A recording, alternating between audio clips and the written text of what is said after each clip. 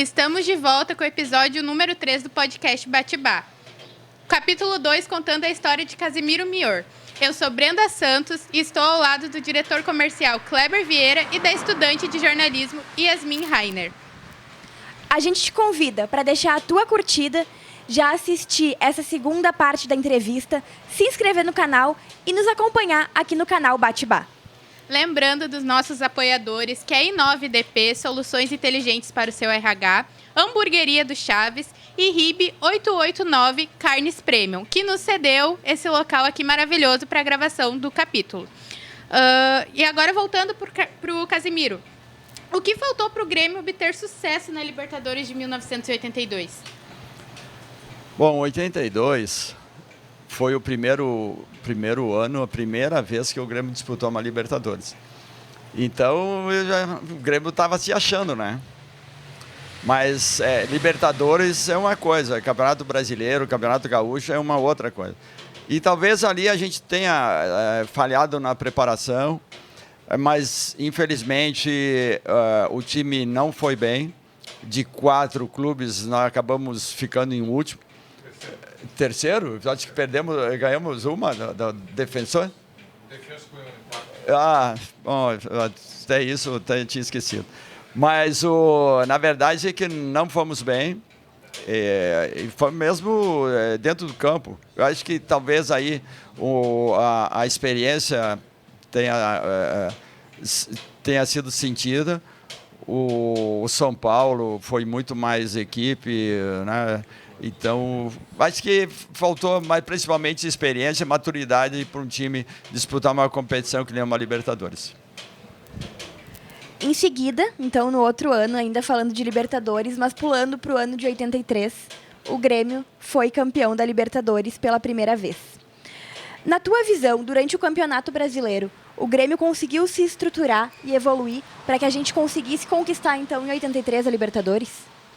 Bom, tem algumas coisas que acontecem, às vezes, no futebol.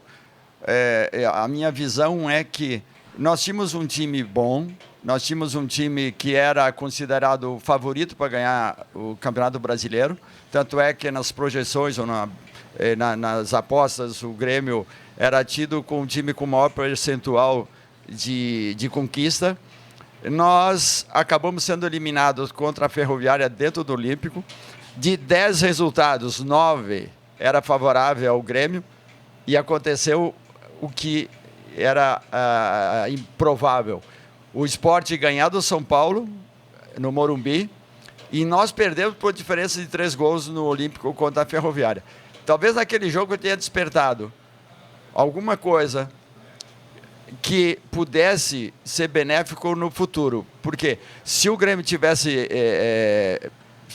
classificado, tivesse empatado o ganho da Ferroviária e ter ido para a próxima fase, nós não teríamos condições de estarmos focados e preparados para a Libertadores. Com aquele infortúnio da derrota contra a Ferroviária, tenha dado condições de que o time focasse na Libertadores e tivesse só um resultado, né? De poder classificar na Libertadores, buscar o título inédito, e foi o que aconteceu. Talvez um mal que acabou sendo bom para que o time pudesse se preparar exclusivamente na Libertadores. Então a gente pode dizer que essa derrota para o Ferroviária, ela, apesar de ter sido traumática para o time, ela fez o time se recompor para então conquistar a Libertadores. Às vezes acontece coisas na história que é difícil tu explicar. Eu cito um fato. Nesse jogo contra a Ferroviária, acabou um nome sendo o vilão da história, que ficou o Remy. O Remy era o goleiro que vinha sendo preparado. Quando o Leão saiu, assumiu a titularidade. Infelizmente, nesse jogo aí, a torcida, todo mundo achou que o Remy tinha sido o fator de que ele falhou e o Grêmio perdeu, né? Então ficou marcado o Remy por isso. Então o Grêmio, com isso? Foi em busca de um goleiro, acabou trazendo o Mazzaropi, né? E é isso que é o futebol, né? Aí o Grêmio contratou o Mazzaropi e foi uma figura muito importante, foi importantíssimo para a conquista da Libertadores e o Mundial, né? Que o Mazzaropi tinha experiência muito grande, vinha do Vasco, e realmente foi um jogador que se identificou desde o início com a torcida do Grêmio, né? E foi um jogador que marcou a história. O Grêmio jogou com o São Paulo, e parece que o jogo foi 2-2, e o Remy foi um cruzamento, ele botou a bola para dentro, mas sim, naquele jogo ele defendeu 2 pênaltis. Do Careca. E aí ele se foi bem. Aí veio esse jogo da Ferroviária, que da mesma maneira do jogo contra a Ponte Preta, a derrota deu o título brasileiro, aquele jogo contra a Ferroviária nos deu a Libertadores. Sim, sim. São coisas que acontecem, né? Por ali, aquilo que eu falei, o Remy ficou marcado, né, negativamente. Ele já tinha cometido um erro lá contra o São Paulo e acabou com a Ponte Preta, né, de nós termos perdido. E o Grêmio daí contratou o Mazzaropi. Nós preparamos o time ali focado na Libertadores e foi realmente importante, porque se tivesse numa disputa do Brasileiro, né, com jogos de muito desgaste, com viagens e com a disputa da Libertadores, porque tínhamos que jogar em Cali, tínhamos que jogar contra o América, tínhamos que jogar com Estudiantes na Argentina. Eram jogos desgastantes e viagens, né? Então, se tivesse o Campeonato Brasileiro, realmente seria muito difícil para uma conquista. E acabou acontecendo isso, né? E o Grêmio, então, focou exclusivamente na Libertadores. Naquele jogo de 83 em La Plata, que foi uma 3-3, se o Grêmio tivesse ganho, acho que todo mundo tinha morrido, porque tivemos um problema da Guerra das Malvinas. E em 82, aviões da Inglaterra abasteceram-se aqui no Brasil, base aérea de Canoas. E os caras levaram isso para o jogo, e vocês sofreram. Eu tenho amigos que foram naquele jogo, e os caras, ainda bem que o Renato fazia gol e saía aqui para a torcida. Os caras, o Renato vai fazer nós morrer. Não, e como é que vocês sentiram dentro do campo aqui? Todos os jogos foram jogos marcantes, né? Não sei se depois vai ser citado também os outros jogos, contra o Estudiantes aqui em Porto Alegre, contra o América de Cali aqui. Mas o jogo assim mais marcante naquela conquista foi realmente o jogo contra o Estudiantes em La Plata, que eu nunca tinha vivido aquilo. Nós tínhamos uma experiência que nós tivemos naquele jogo. O Caio, que era o centroavante, teve a perna quebrada no intervalo, na descida para o túnel. Porque o Caio não esperou os companheiros, ele inocentemente, quando acabou, ele estava mais perto do túnel, aí onde estavam os jogadores do Estudiantes, e ele entrou junto. Só que os jogadores amassaram ele todo e chutaram ele no chão. Ele teve que ser imobilizado porque ele tentou bater na porta do vestiário, mas o roupeiro que estava dentro do vestiário achando que eram os jogadores, o pessoal do Estudiante. Não, era o Caio pedindo socorro. Meu Deus. Imagina que, né? Então, no tempos de hoje, né? Não, os jogadores Estudiantes literalmente machucaram o Caio. Então, ali tudo foi envolvimento. Eu lembro que um jogador número 8 do Estudiantes tomou o cartão amarelo antes de começar a partida. Foi para cima do juiz, queria bater no juiz, o juiz deu amarelo. Depois ele foi expulso. Quando nós estávamos ganhando o jogo 3-1, que o Bandeira estava com a cabeça toda enfaixada, era o trio uruguaio, nós fizemos um quarto gol legítimo e o Bandeira anulou. Acho que foi do Oswaldo, o gol. Do Oswaldo. Era 4-1. Era o quarto gol do Grêmio. Se tivesse hoje o VAR, ia ver que não tinha impedimento. Quando, na sequência, o Estudiante tinha 3 jogadores expulsos, nós ganhando o jogo 3-1, fizemos 4-1, o juiz anulou.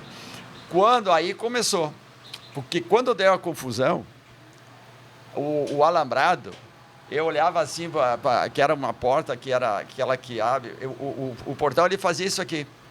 Eu lembro que o Paulo Roberto, que era um jogador jovem, eu olhava o Paulo Roberto assim, estava tremendo, com medo, branco, pálido. Eu falei, nós vamos morrer aqui, 3-1. Se a torcida consegue arrebentar o portão, eu não sei o que ia acontecer com a gente.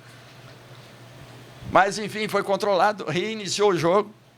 Aí o Estudiantes faz 3-2, 3-3. E se tem mais 5 minutos, não sei. Mas, enfim. Por quê? Se o Grêmio ganha, estava classificado. O empate ainda dependia do último jogo do Estudiantes contra o América de Cali. Mas o Grêmio não ia mais jogar. Então, se o Grêmio ganha, está classificado. O empate ainda tinha esperança. Mas se o Estudiantes faz 4-3, o Estudiantes já está classificado. Porque o América já estava eliminado. Então, ali ficou aquele sabor amargo. Disse, ó, e agora? Vamos ficar torcendo, rezando para o último jogo do Estudiantes contra o América de Cali. Que aí vem a história aquela do Dr. Fábio Koff, que, conversando com o pessoal do América de Cali, disse, olha, se o América empatar ou ganhar, o Grêmio classifica. E prometeu para o ano seguinte fazer um jogo lá em Cali, um jogo de graça. E foi o que aconteceu. Depois de 84, nós fomos fazer um jogo lá, sem cota, sem nada, mas foi o grande, né, o mentor daquele jogo do Dr. Fábio Koff para fazer com que o América fizesse um jogo difícil lá, empatasse o jogo 0-0, e aí o Grêmio classificando para a final contra o Penharol. Numa sexta-feira à noite, aí eu era de torcida organizada na época, nós se reunimos no departamento tricolor, todo mundo com radinho, escutando o jogo, porque não passava na TV, né? Sim.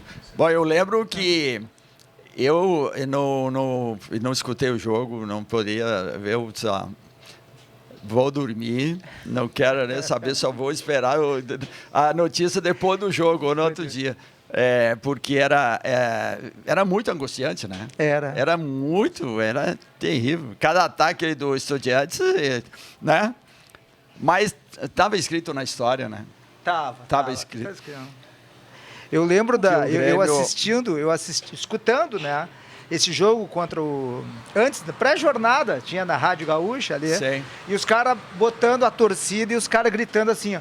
Ô Lelê, ô Lalá, vocês são brasileiros e nós vamos te matar. Eu assim, cara, como é que esses caras vão jogar com uma pressão dessa? Sim. Era horrível o negócio. Mas aconteceram ali tantas coisas, né, na Libertadores, que às vezes, quando é para ser campeão, tu tem que passar por algumas dificuldades. Eu lembro, contra os Estudiantes no Olímpico, estava 1-1 o jogo,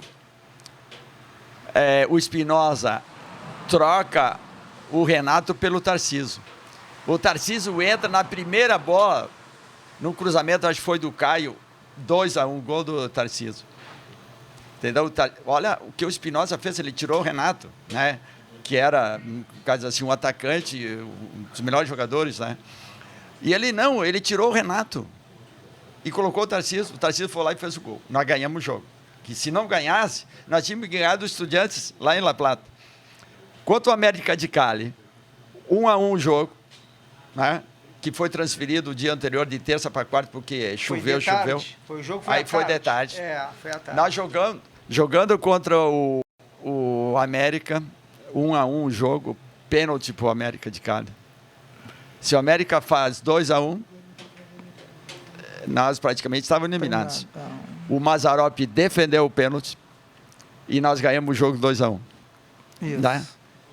Então, ali também, a estrela do Mazzaropi, e nós ganhamos daí do América e do Estudiantes no Olímpico, e fez com que nós eliminássemos já o América de Cali, que não tinha mais condições, e brigasse, porque se não ganhasse também do Estudiantes no Olímpico, nós tínhamos que enfrentar os argentinos lá, né?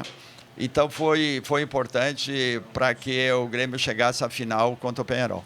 Eu fui nesse jogo, eu ia no jogo da chuva, né? Aí foi transferido para outro dia. Eu imaginei assim, dia de semana de tarde, só vai estar eu e meu irmão no jogo, né? Cara, tinha 27 mil pessoas. Eu assim, caraca, onde é que saiu tanta gente? Sim. E conta pra gente um pouquinho, então, como que foi a experiência de enfrentar o Penharol na final. O Penharol, que na época era o atual campeão da Libertadores e do Mundial. O Penharol era o grande time naquela época, né? Como foi o Flamengo 81, né? Mas o Penharol e o Nacional eram as duas equipes fortíssimas, né? O Penharol era campeão do mundo e tinham jogadores realmente de alto nível. Eu acho que nós tivemos também um pouco de sorte que o Jair, o Príncipe Jajá, não estava, não jogou esses jogos, mas tinha jogadores como todos os jogadores do Penharol, ela da seleção, Morena tantos Morena craques. Nós fizemos um bom jogo lá em Montevidéu, acho até que fomos melhores, nós podíamos ter ganho o jogo lá. Estamos ganhando de 1-0 e aí acabou o Penharol empatando. O jogo aqui em Porto Alegre acho até que foi mais difícil do que foi lá, né? E foi um jogo nervoso, um jogo catimbado, um jogo, eu diria, até violento. Porque se hoje a gente fosse ver esse jogo ali, era para ter sido expulso uns 3, 4 de cada time, né? Foi uma guerra campal. Era porrada e falta, e o juiz mandava seguir. O Tita sangrando o jogo todo, os caras batendo por baixo, por cima. Bola parada, então, era soco. Mas, no final, conseguimos naquele lance o primeiro gol nosso, né? 1-0 no primeiro tempo. E era jogo para ter 1-0 e acabar, né? Mas, como sempre, o time aqui do Penharol acabou numa falta ali lateral. O Morena empatar o jogo 1-1. Era jogo difícil, o jogo acabou que vai para os pênaltis. Mas aquele lance do Renato dar um balão para dentro da área e fizemos o gol com o César. Mesmo assim, continuou um jogo muito difícil, né? Porque depois, no final, o Renato foi expulso. Era um jogo muito catimbado, mas... como eu falei, era para ser, né? Com certeza. E nesse jogo tu teve uma participação importante no primeiro gol. Vamos acompanhar, então, essa participação? E enquanto a gente acompanha, a RIB 889 Carnes Premium deixou aqui uma degustação para a gente experimentar aqui. Vamos ver.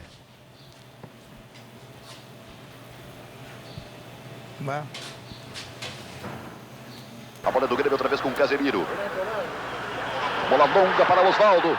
Vai bater de primeira. Caio! Gol! Caio!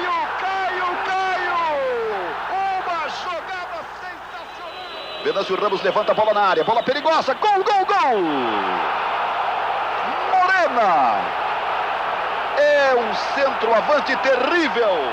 Na chegada de Paulo Roberto. Não. Faz o arremesso para Tarciso. Agora é o Grêmio que está com pressa. Renato. Enganchou bem. O goleiro deixou. César! Gol! César! Ele deu sorte outra vez. Entrou no segundo tempo e marcou. 32 minutos.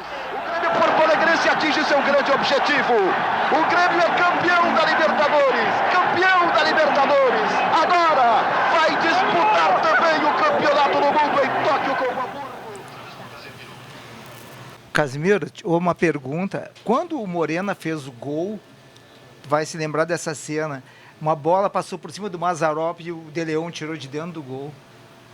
Ali, cara, eu senti, vai dar tudo errado.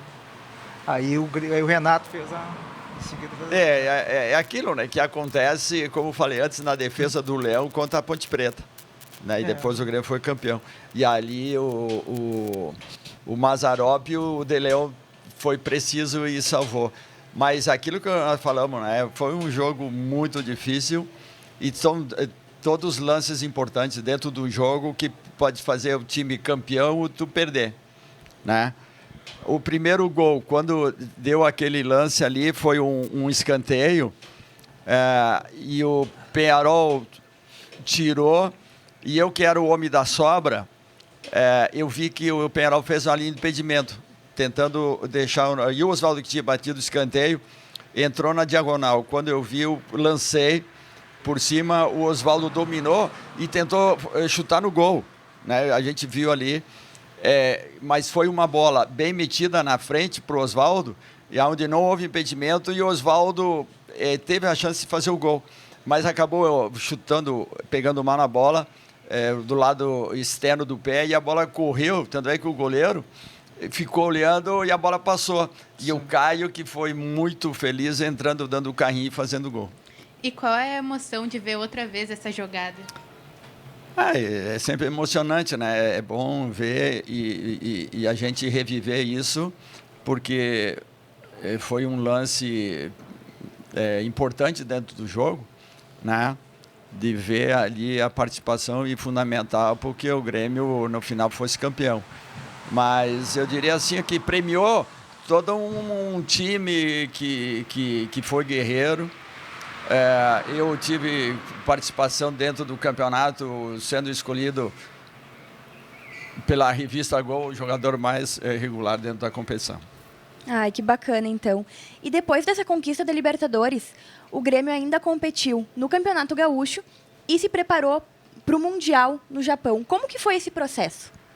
Ali também, como eu falei antes, quando o Grêmio perdeu para a Ferroviária, aconteceu ali também no Campeonato Gaúcho.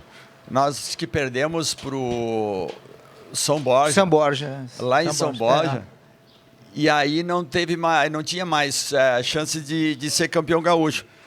E aí a direção, o Espinosa, reuniram os jogadores e falaram, bom, como o Grêmio não tem mais chance de ser campeão, quem sabe se isso não é uma coisa boa? Vamos deixar o segundo time, o time B, o time reserva, o time misto, disputar o Campeonato Gaúcho e vamos focar no Mundial. E foi o que aconteceu. Aí o grupo foi para Gramado e quando na véspera do jogo os jogadores que iam para disputar a partida faziam uma mescla do misto com os jogadores da base e ia jogar os jogos que faltavam. Então, por isso que foi feito o trabalho focando o Mundial. E em setembro, infelizmente, ocorreu a tua lesão. Essa lesão, ela atrapalhou o objetivo de ser titular no Mundial? Com certeza, porque eu tinha jogado, só fiquei fora de um jogo na Libertadores, foi contra o Blooming, em Porto Alegre, no Olímpico, porque o time já estava classificado. Eu tive uma lesão, um desconforto muscular durante a semana e eu acabei não jogando. Foi o único jogo que eu fiquei fora. E a participação lá em Tóquio era muito importante para mim, né, como para todo mundo. E acabou jogando o Paulo César naquele jogo lá e eu acabei ficando no banco. Mas tem coisa até que não vale a pena falar. Quem sabe mais adiante, no futuro, eu possa contar alguma história que aconteceu lá. Sim, eu sei o que deve ser. Mas, enfim. É claro que a minha lesão muscular acabou atrapalhando, né? E o Paulo César acabou sendo escolhido para jogar lá o jogo. Eu me lembro até teve um início do jogo, 10, 15 minutos, o Paulo Roberto sentiu um desconforto muscular e o Espinosa disse, Casimiro, se prepare, se o Paulo Roberto não tiver algum problema, tu vai entrar na lateral direita. Porque era a opção tanto para a direita quanto para a esquerda. Sim. Mas, felizmente, o Paulo Roberto suportou bem o jogo, jogou a partida toda, e o Paulo César também. Mas eu estava no banco, aí, preparado se tivesse que entrar no jogo e jogar. Naquela época ali, em termos de direção, quem era mais próximo de vocês? Era o Dr. Fábio Koff, acho que o vice de futebol era o Dr. Alberto Galia, e o Antônio Carlos Zerardi, que é acima de administração, de clube, é acima de todos. Eles que ficavam mais próximos de vocês? Sim, na verdade, como sempre, naquela história ali, um dos homens mais importantes da história do Grêmio, na minha visão, era o chamado Antônio Carlos Zerardi. Esse era o homem que fazia tudo. Então, ele era o jogador que era próximo do jogador. Ele tinha convivência diária. Obviamente que tinha os diretores. O Alberto Galia era um homem muito dócil, com o tratamento com o jogador, né? Que depois se tornou presidente. Mas era aquele ser humano fantástico. E o Dr. Fábio Koff também era perspicaz, inteligente, era um homem que tinha uma visão incrível, né? Até ele fez uma aposta com o Renato, ele mexia com o jogador, então era, né? E além do mais, o diálogo e a forma como também o Espinosa tratar o grupo, então era um ambiente favorável e um grupo unido porque sabia o que queria. Então, conta melhor pra gente como que foi os bastidores do título mundial de 83, do jogo decisivo. Foi a questão, eu vejo, foi uma preparação muito importante, porque nós fomos quase 2 semanas de antecedência para Tóquio, para a questão do fuso horário. Então, nós tivemos 11, 12 dias de preparação. E o Hamburgo, por estar disputando o campeonato alemão, ele acabou chegando 2, 3 dias na véspera do jogo. Eu acho que isso são pequenos detalhes que ajudam. E nesse momento, então, o Grêmio estava focado exclusivamente nesse jogo. E o Hamburgo, acho que fez... é mais um jogo. Né? É mais um jogo, porque os caras também davam prioridade ao campeonato alemão. E a prioridade nossa era esse jogo, que era um jogo de 90 minutos. Né? Então, acho que aí o Grêmio realmente trabalhou e focou 100%, porque sabia que era um jogo para a história, que ia entrar para a história de todos nós. Então, foi uma preparação e o foco realmente da gente ganhar, ganhar e ganhar. Então, foi isso que aconteceu. Em 83, o Grêmio teve uma série de conquistas, mas em 84 isso, infelizmente, não aconteceu. O que aconteceu para que essas conquistas não viessem em 84? Eu diria assim, que esse grupo 84, ele foi quase o mesmo, se não na totalidade. O Espinosa acabou saindo no final do Mundial, por uma escolha dele, né? E aí foi contratado o Carlos Froner, que era um treinador gaúcho, conhecia bem o Grêmio, um grande ser humano, com uma liderança incrível. Dentro da minha visão, ali sofre uma mudança. O Paulo Roberto acabou saindo, o Grêmio negociou o Paulo Roberto, a gente foi para o São Paulo, e daí eu comecei, jogava na lateral direita, jogava na direita e o Paulo César na esquerda. Aconteceu um fator ali que é importante, que nós fomos para o 3º jogo de desempate contra o Flamengo, em São Paulo, e foi um jogo que foi para a prorrogação. Isso foi na quinta-feira à noite em São Paulo. E no primeiro jogo contra o Independiente, era terça-feira à noite aqui em Porto Alegre. Nós, jogadores, falamos com a direção e o De Leon, como capitão, foi e procurou a direção e falou assim, vamos tentar transferir esse jogo para uma outra semana para nós recuperarmos do desgaste do jogo contra o Flamengo. O que acabou acontecendo? O Grêmio já tinha fechado uma excursão para a Europa e não tinha datas. O Independiente até aceitava, porque o Independiente ele deixou o Campeonato Argentino e focou exclusivamente nos jogos da Libertadores, nessas 2 finais. E acabou que o Grêmio falou, não vamos jogar, como está marcado no calendário, e acabamos jogando sem o time estar recuperado fisicamente. E foi o que aconteceu. Nós acabamos perdendo o primeiro jogo aqui em Porto Alegre, 1-0, gol do Burro Chaga.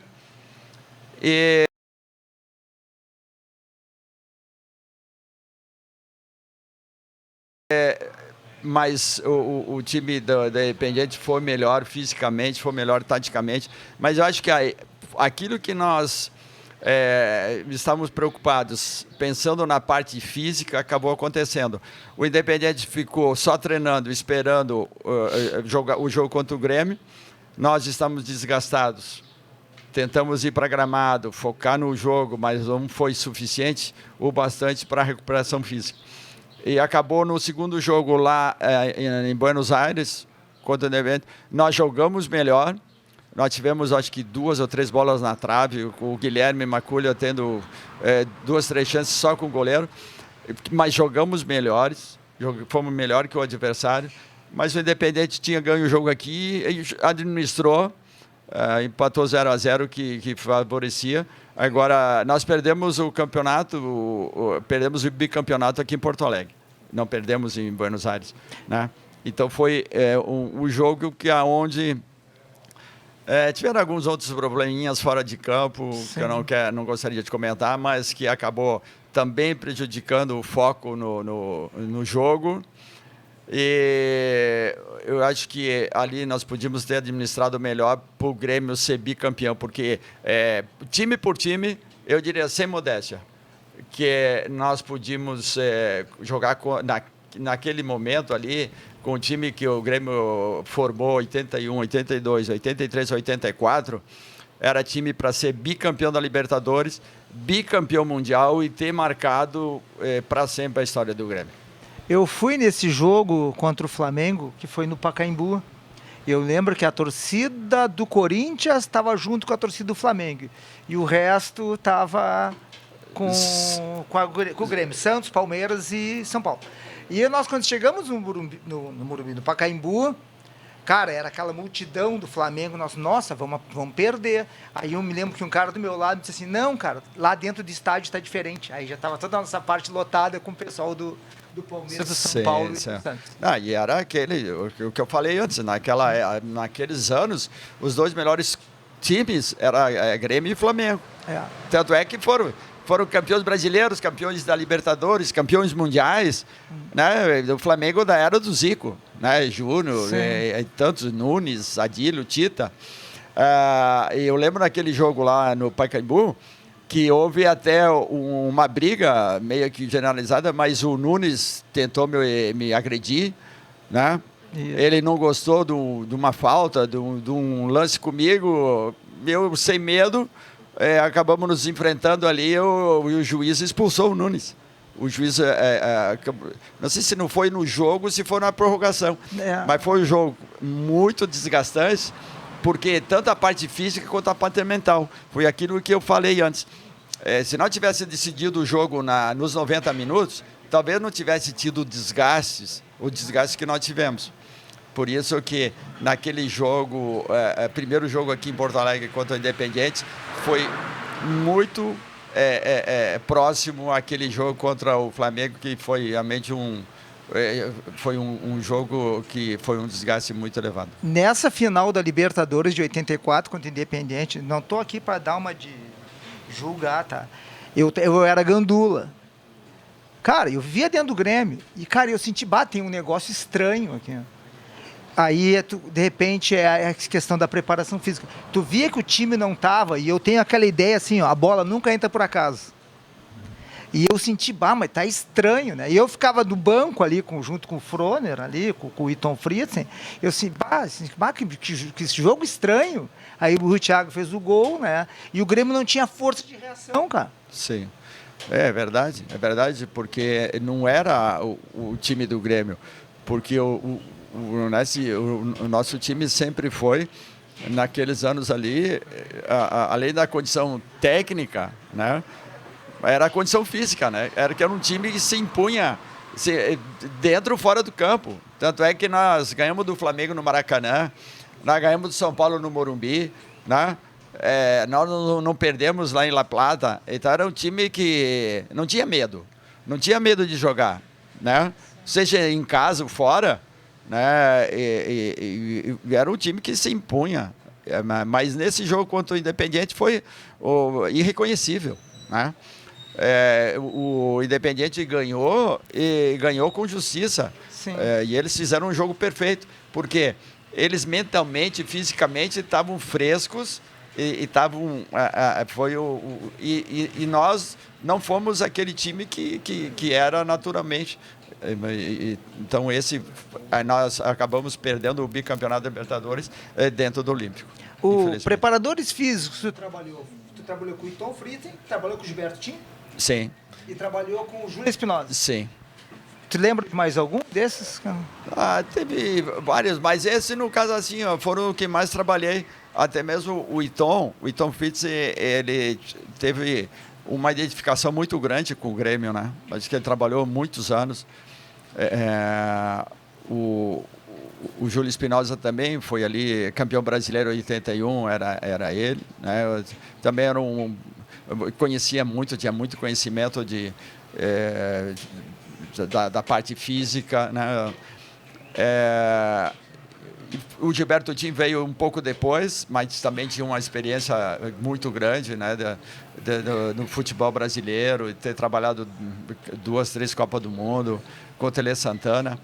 Mas foram realmente preparadores físicos bem à frente da linha do tempo e que ajudaram muito, né, a preparar a equipe para grandes conquistas, porque se não tiver a condição física, a parte anímica, ela é muito importante para um time de futebol ser campeão.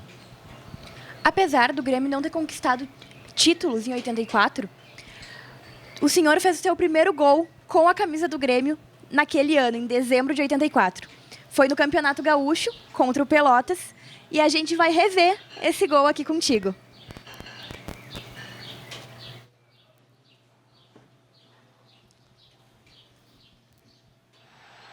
Em Porto Alegre, jogaram no Estádio Olímpico, Grêmio e Pelotas. Pelotas abre o placar com o gol de Jorge Luiz, 1-0. O Grêmio reage, cresce em campo, Luiz Fernando empata o jogo. Veja aí, 1-1.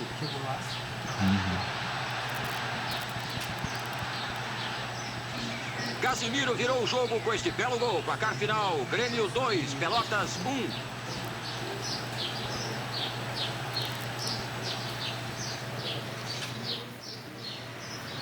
Qual é o sentimento de ver o teu primeiro gol com a camisa tricolor? Bom, foi muita alegria. Eu diria assim, ó, nem eu acreditei, né? Mas foi... Aí teve os anos 84, 85, 87, acho que foi no Campeonato Gaúcho, eu cheguei a fazer, acho que 3 gols. Mas eu era um jogador que jogava mais na parte defensiva, mas sempre fazer o gol é a essência do futebol, né? Então, e revendo o gol é uma alegria muito grande. E lembrar como foi o lance ali, vendo. Mas o gol mais bonito que eu considero foi um jogo contra o Lajadense, eu acho que um sábado de tarde. Eu fiz o gol de fora da área, foi um chute muito bonito, onde que eu acho que o gol... Esse gol também foi importante, né? Porque ganhamos o jogo, fiz o segundo gol, né, num jogo difícil ali no Campeonato Gaúcho contra o Pelotas. Com certeza.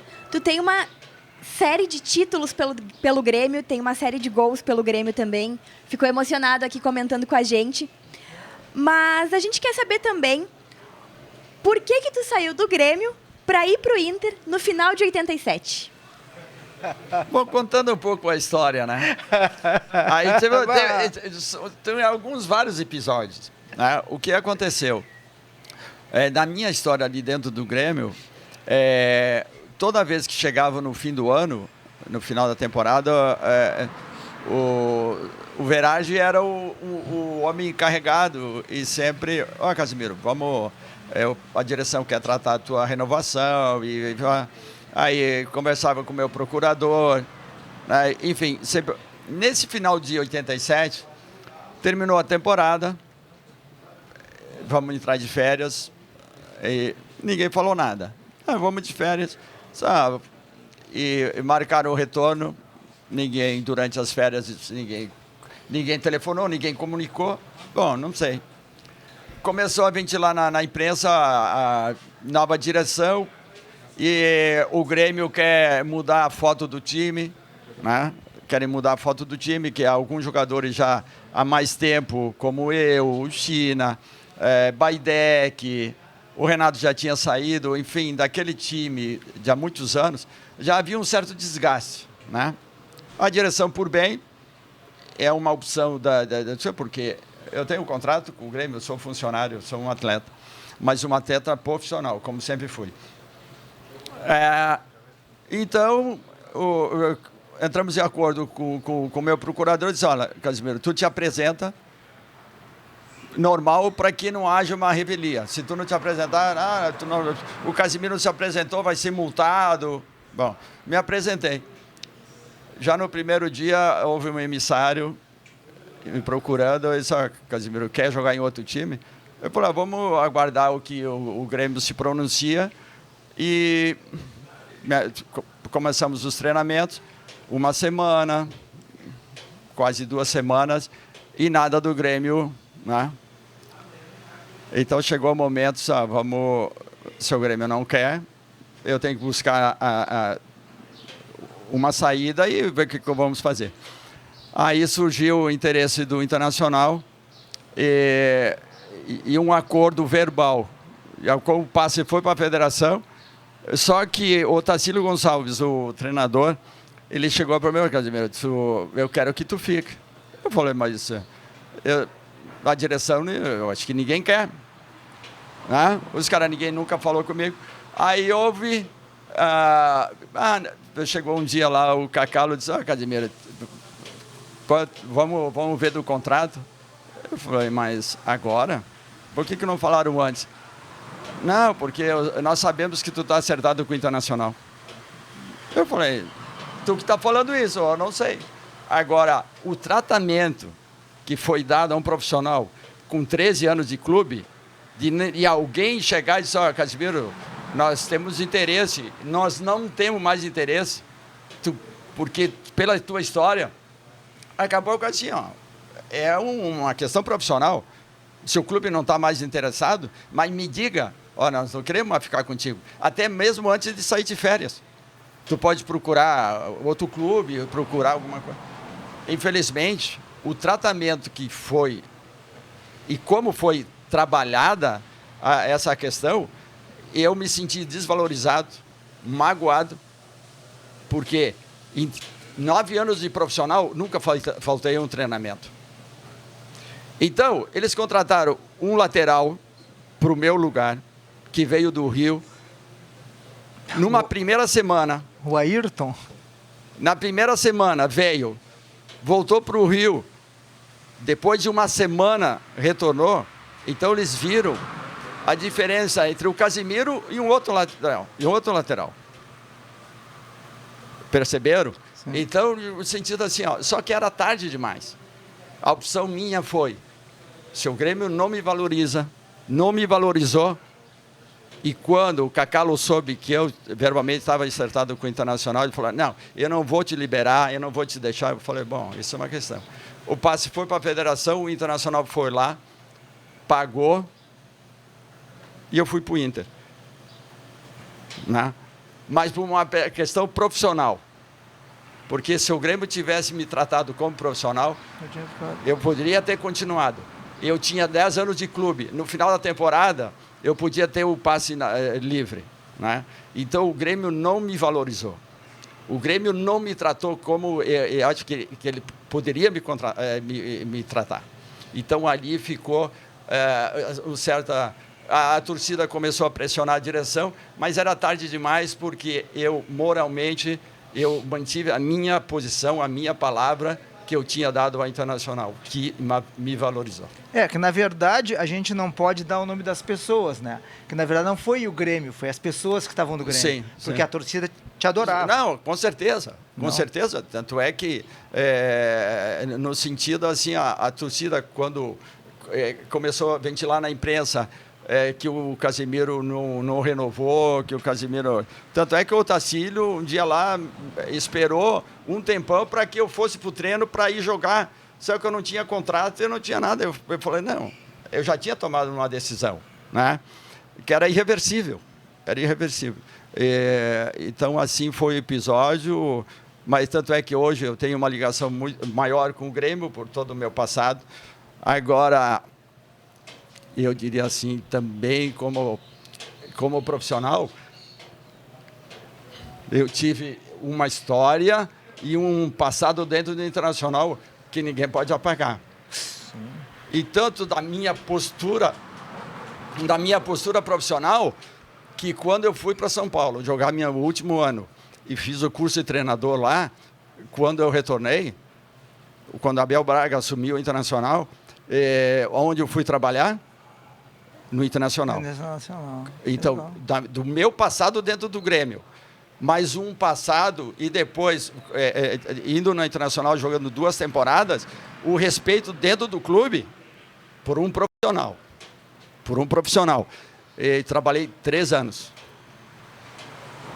em todas as esferas do clube, tendo até um convite como supervisor sendo negado por mim, porque eles viram o profissional que eu era e não assumi por uma questão pessoal, que eu queria ser treinador, eu queria ser técnico, como tinha feito o curso, e fazer uma carreira como um treinador que, graças a Deus, eu pude fazer.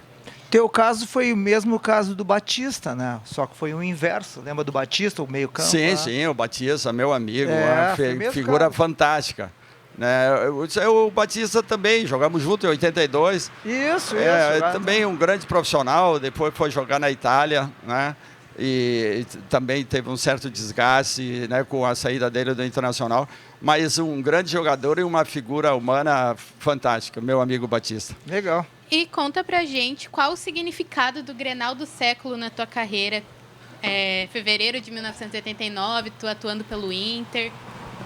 Bom, é uma marca, né? Porque Grenal do século. E toda aquela atenção, a importância do jogo se tornou um jogo que marcou a história, né? E eu, infelizmente, marcado um pouco negativamente, né? Porque foi um jogo importante. E diria que aconteceu o lance da expulsão, mas foi um lance que diria que se fosse hoje, talvez fosse ver no VAR, eu não fiz nada. Né? Foi uma falta de jogo. O que aconteceu foi que o Traçante, espertamente, um jogador experiente, jogador uruguaio, ele encenou tão bem, que ele achou que tivesse... ele disse, quebrou a perna. O Traçante quebrou a perna, eu quebrei a perna do jogador adversário. E o Traçante saiu rolando para o lado de fora, para fora do campo, aonde estava o reservado do Grêmio, que antigamente era o reservado do Beira-Rio, era do outro lado. Todo o banco do Grêmio levantou, veio para a beira do campo, pressionando o Arnaldo César Coelho. Arnaldo César Coelho me deu o vermelho, expulso. O Inter estava perdendo de 1-0 e eu expulso. Eu estava com o meu contrato só para assinar na segunda-feira. Eu pensei, bom, agora... O Nilson te salvou. Tô lascado. Marcado por uma expulsão, o Grêmio ganhando o jogo.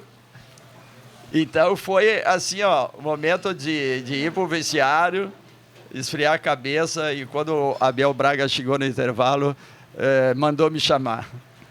Eu falei, bom, agora o Abel vai querer me bater, né? Aí eu acho que ele foi importante na questão emocional, porque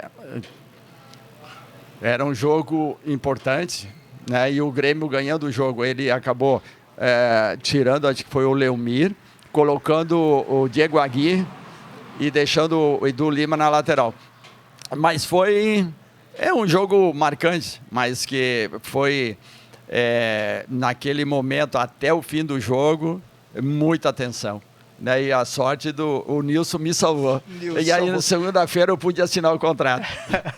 Eu lembro, cara, tu foi expulso, o Grêmio ganhou de 1-0 e nós já tínhamos metido 3 bolas no poste. Não, era jogo para ser 4-0, né, pro Grêmio. Cara, não sei o que aconteceu, aquilo ali é um mistério, né? Sei, mas o Abel foi, acho que ali o mérito dele. Eu nunca vi o Edu jogar bem contra o Alfinete. Mas nesse jogo específico, ele colocou o Edu numa linha de 4. E o Edu não era o marcador. E deixou o Edu como lateral.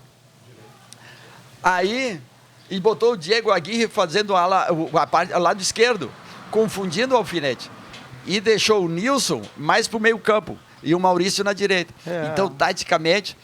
E aí o Abel falou assim, bom, agora o Casimiro está expulso. Nós vamos jogar por ele, né? Então nós vamos ter que, cada um vai ter que se redobrar para cada um ser 2.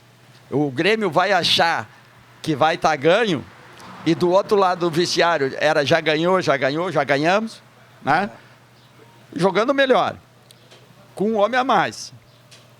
É só administrar, fazer 2-0, 3-0, e acabou o Inter virando o jogo e entrando para a história, né, que até hoje, na história dos 100 anos do Grenal, esse jogo ficou marcado. Pois é. O senhor assinou o contrato na segunda-feira. Como que foi essa passagem pelo Internacional e, posteriormente, o encerramento da tua carreira como jogador? Aquilo que eu falei antes, no sentido assim, até pela história, né, minha, do Grêmio, e chegando no Internacional, a gente sempre se via como adversários, né? Então, com jogadores que nem Luiz Carlos Vinck, Tafarel, que quando tu é adversário, tu briga, tu defende o teu clube.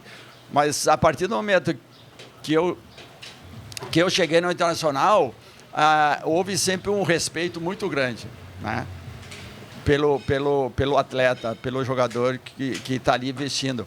Então era mais um jogador para estar defendendo junto com eles, né, as cores do clube. E por isso que eu diria assim, como aconteceu no Grêmio, no Inter não foi diferente.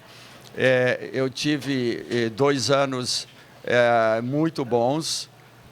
Diria assim, que com um time, com Abel Braga, que nós podíamos ter sido campeões brasileiros, campeão Libertadores, campeões do mundo, de ter marcado história.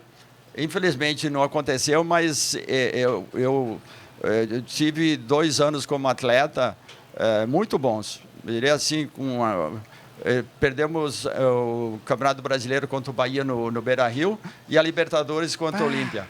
Né? Mas coisas de futebol. Mas eu diria assim, que a minha carreira, ela Grêmio 13 anos, Internacional 2 anos, mas não me arrependo da opção que eu fiz.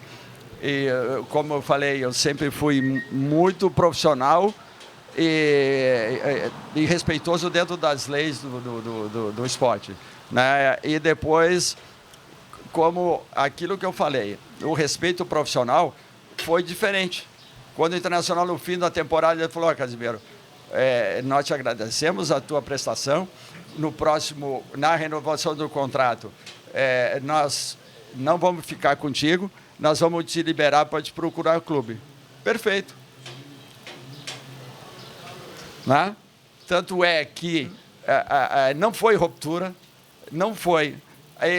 Depois, na sequência, quando eu falei que depois fui para Limeira para jogar o último ano, a opção minha foi quando estava lá em Limeira, tinha casado, a esposa estava grávida, e aí foi a opção de não, eu vou fazer o curso de treinador e vou ser treinador. Né? Por aquela lesão do joelho que me criou dificuldade para jogar por muito mais tempo, né? Eu poderia ter jogado mais uns 2, 3 anos. Tanto é que quando eu voltei de São Paulo, o Juventude me procurou para fazer um contrato de 1 ano. Mas eu fiz a opção de dizer, e tinha planejado isso, é uma opção de que você quer fazer as coisas, faça bem feita. Então eu optei de parar de jogar, fiz o curso de treinador para que no futuro pudesse ser o treinador. Como falei antes, tive convite, até mesmo do Grêmio, o Severardi sempre dizia: tu vai ser o meu sucessor. Porra. Sim. E eu fiz a opção de não fazer isso, porque eu via, no caso assim, tanto do Grêmio como do Internacional, essas pessoas que trabalhavam 20 horas por dia não tinham uma valorização, não eram valorizadas. Né? Tanto é aí o Severardi trabalhou 50 anos, né? No Inter era o Duran, Carlos Duran, e tanto é que a visão do Internacional era que eu fizesse esse trabalho. E eu fiz a escolha, e não me arrependo, de ir por uma linha de treinador. E me sinto muito mais feliz e realizado nessa profissão. Tu jogou no Inter 88, 89. Sim. Aí quando eu pensei que tu ia parar com o Inter, tu conseguiu ir para Inter de Limeira. Aí tu queria me derrubar, é isso? Outro Inter. Outro Inter. Não. Mas foi bom, porque a Inter Limeira, lá também tivemos um ano bom. O time jogou o Campeonato Paulista. Depois, no Campeonato Brasileiro, acabamos caindo para a Série B. Mas, como eu falei, ela foi o tratamento também muito bom.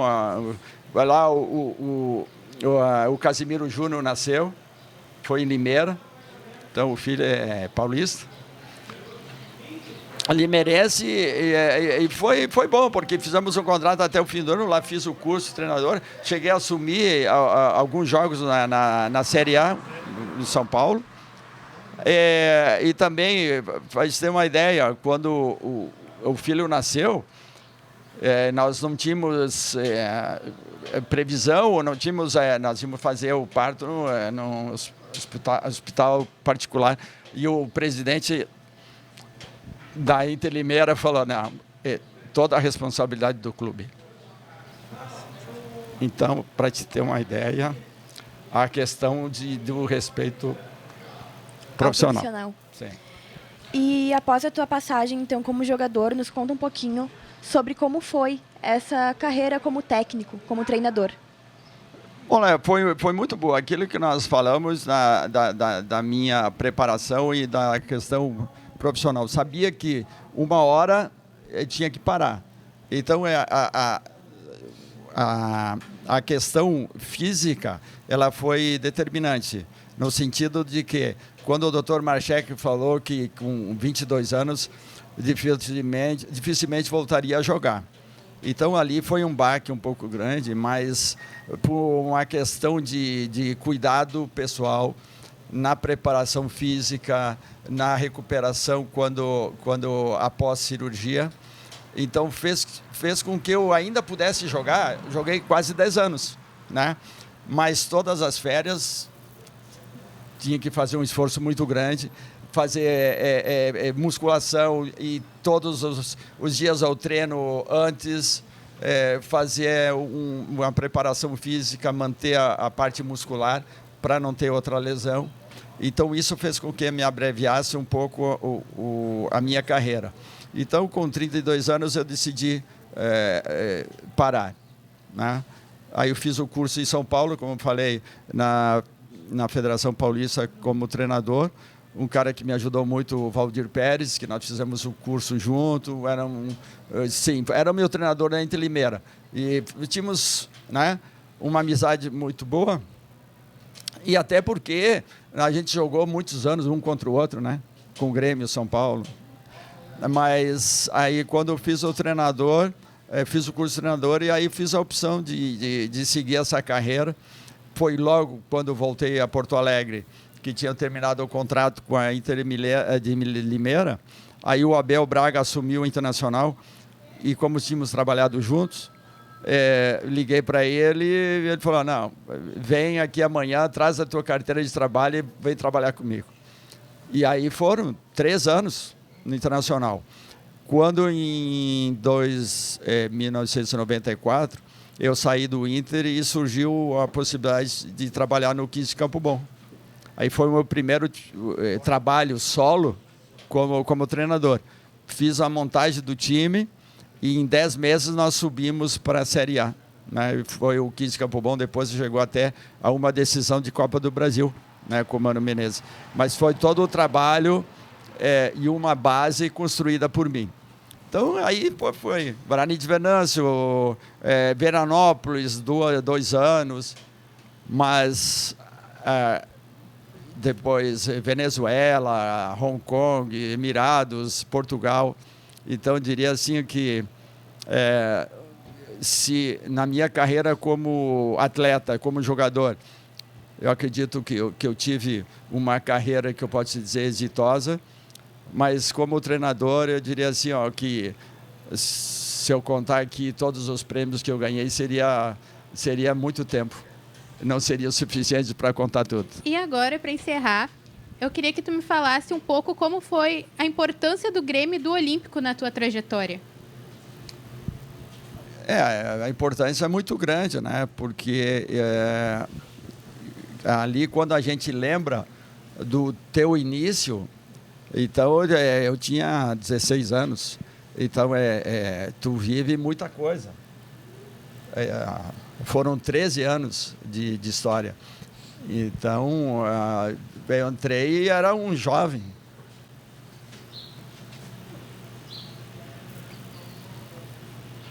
Eu diria assim, que me emociona. Pô, imagino, cara. Imagino como tu deve se emocionar. Basta, por exemplo. Eu que sou um torcedor, vejo tu falando, eu já também entro nessa, A gente se emociona nessa junto. vibe, imagino tu, Deixa né, cara? me refazer. Não, vai lá. Porque no caso assim, ó, um rapaz que vem do interior, que tem muitos sonhos, mas eu diria assim, olhando para trás, que valeu a pena. Valeu a pena. Aí eu te pergunto, pô, tu vem de Serafina Correia, tu deveria ter familiares lá. Cara, não tinha um celular, não tinha um WhatsApp, não tinha alguma coisa. Tu tinha que ir no orelhão ali, Sim. comprar umas fichas e ligar pra Sim. família. E se Sim. tivesse telefone em casa? Eu tive eu tive a felicidade de ter uma pessoa do meu lado que foi meu cunhado, Sim. né, que é irmão da minha esposa, Que legal. que está aí. Então, a gente tinha uma ligação muito forte e era uma família.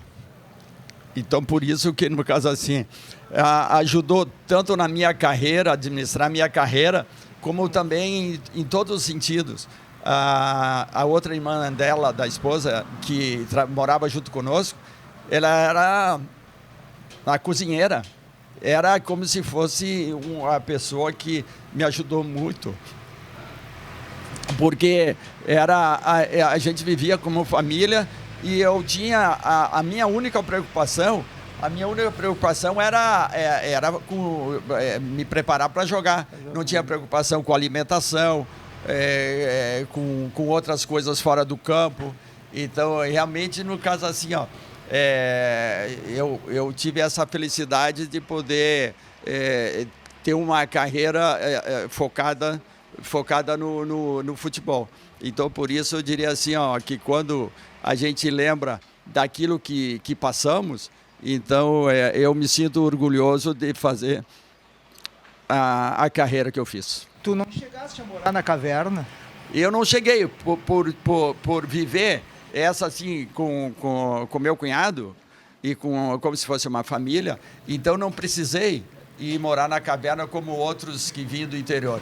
Tá, então, então- até no caso assim, essa estrutura, não que morar na caverna seria um demérito, mas era muito mais difícil, porque a alimentação não é como tu ter uma casa, né? Tu tem como se fosse uma família junto contigo, né? Por mais saudade que tu sentisse do teu pai, da tua mãe, dos teus irmãos, que a gente sempre teve uma ligação muito forte, mas eu também estudava, né? Eu pude, no caso assim, também ter um cuidado fora do campo, de ter uma preparação, porque infelizmente, às vezes, o jogador, ele cuida um pouco da parte técnica, mas não se preocupa com o futuro, né? Eu diria assim, que muitas vezes o cara é jogador de futebol, mas não é um atleta.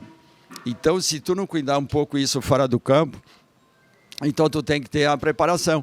E eu tive isso, no caso assim, eu ainda era juvenil, júnior, eu fiz um curso, né, eu pude estudar. Só depois eu queria fazer preparação física, educação física, e não deu. Mas eu sou contador formado, né, e para te ter uma ideia, eu aonde estudei, aonde está construída a arena hoje. Aonde tem o estádio do Grêmio, ali era o colégio aonde eu estudei, porque eu morava em Canoas, ia caminhando até o colégio para depois de noite voltava de ônibus, e fiz isso durante 3 anos. né? Então, eu também pude estudar.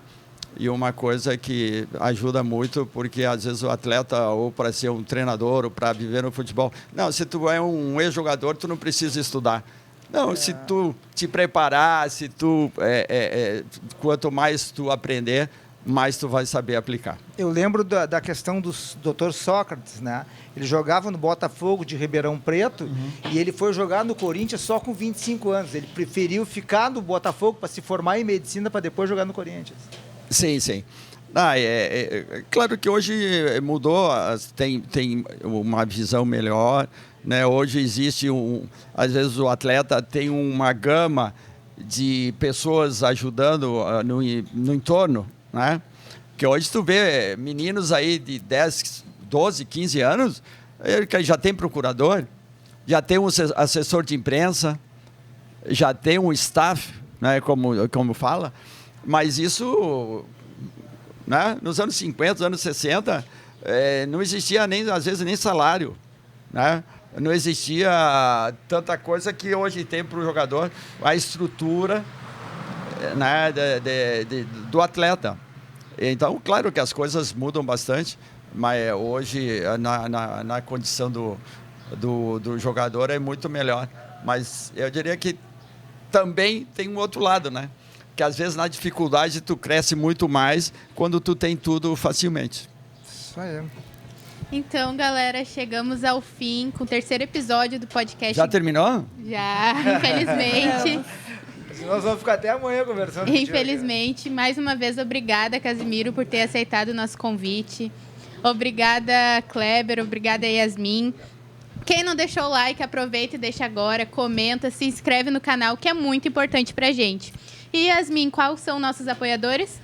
Já agradecendo, então, aos nossos apoiadores I9DP, evoluindo com o seu RH, Hamburgueria do Chaves e RIB 889 Carnes Premium, que cedeu esse espaço para que a gente pudesse fazer mais uma gravação do podcast Bate-Bá. Voltaremos em breve com mais um episódio com quem fez história com o Tricolor. Valeu! Valeu! Obrigado!